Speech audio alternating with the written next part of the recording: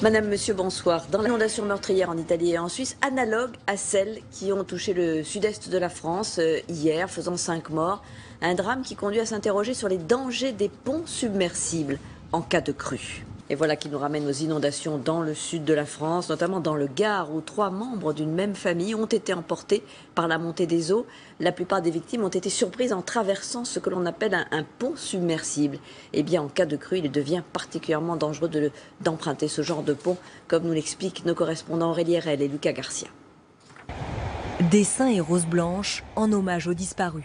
Depuis ce matin, habitants et proches viennent sur le lieu du drame témoigner de leur affection pour les défunts. Une mère et ses 2 enfants sont morts noyés. En panne sur le pont vendredi soir, leur voiture a été emportée par le cours d'eau en crue. La personne qui ne connaît pas va arriver, va descendre doucement, mais à mesure qu'on descend dans le trou. Donc au début, vous aurez 10 cm d'eau, quand vous êtes au fond, vous aurez 1 mètre d'eau.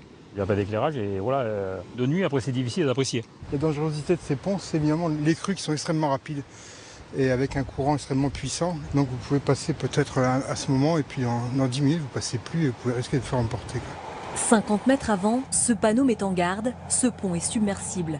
Ici, pas de rambarde pour éviter que les branchages s'y accrochent et créent un bouchon lors des crues, ce qui peut provoquer des vagues sur les communes en aval. Fallait-il en interdire l'accès vendredi soir? Le Conseil général, gestionnaire des 63 ponts submersibles du Gard, se défend. Vendredi soir, nous étions en alerte jaune. Dès lors, il n'y avait aucun risque de crue. On ne peut en aucun cas anticiper la fermeture de ces ponts tant que nous n'avons pas d'éléments concrets au niveau de Météo France.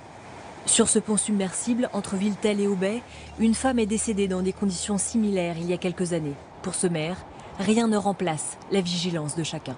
Même quand on est en vigilance jaune, il faut être prudent, surtout quand on voit un panneau route inondable, eh bien avancer avec précaution, toujours.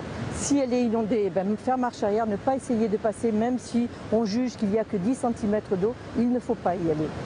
Lors des épisodes cévenols, les intempéries sont souvent très localisées, difficile à l'heure actuelle de prévoir les lieux où les ponts risquent d'être submergés. TF1 et merci de votre fidélité.